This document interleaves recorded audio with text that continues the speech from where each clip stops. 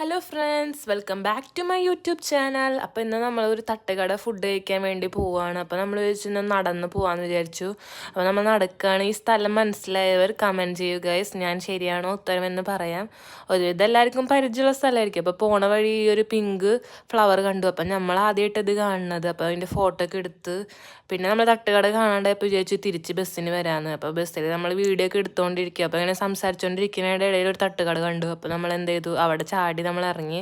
അപ്പോൾ തട്ടുകടയിലാണെങ്കിൽ കുറേ ഐറ്റംസ് ഉണ്ടായിരുന്നു. അപ്പോൾ നമുക്ക് കൺഫ്യൂഷനായി ലാസ്റ്റ് നമ്മൾ കപ്പയും ബോട്ടിയും പിന്നെ കപ്പയും ചില്ലി ചിക്കനുമാണ് ഓർഡർ ചെയ്തത്. അപ്പോൾ കപ്പയും ബോട്ടിയും നമ്മൾ സാധാരണ കേട്ടിട്ടുണ്ട്, പക്ഷേ ചില്ലി ചിക്കൻ ഇങ്ങനെ കപ്പയായിട്ട് മിക്സ് ചെയ്യണത് ആദ്യമായിട്ടാണ്. അപ്പോൾ ചില്ലി ചിക്കൻ നല്ല ടേസ്റ്റ് ഉണ്ടായിരുന്നു, അത്യാവശ്യം കഴിക്കാൻ പറ്റണ സ്പൈസിനെസ് ഉണ്ടായിരുന്നുള്ളൂ. പക്ഷേ കപ്പയും ബോട്ടിയാണെങ്കിൽ നല്ല എരിവുണ്ടായിരുന്നു. എരിഞ്ഞിട്ട് ഞാൻ വാങ്ങിയ ജ്യൂസൊക്കെ കുടിച്ച് എന്നിട്ട് എരിവ് മാറുണ്ടായിരുന്നില്ല. അത് കുറേ കഷ്ടപ്പെട്ടാണ് കഴിച്ചത്. അപ്പം ഇങ്ങനെ ഓർഡർ ചെയ്യണവർ ശ്രദ്ധിക്കുക, കാരണം തട്ടുകടയിലൊക്കെ നല്ല എരിവ് കിട്ടുന്നുണ്ടാവും. അപ്പം അതൊക്കെ ചോദിച്ചിട്ട് വേണം ഓർഡർ ചെയ്യാൻ. ലാസ്റ്റ് ഞാൻ അവിടുത്തെ വെള്ളമൊക്കെ എടുത്ത് കുടിച്ചാണ് പിന്നെ ഒന്ന് ശാന്തമായി.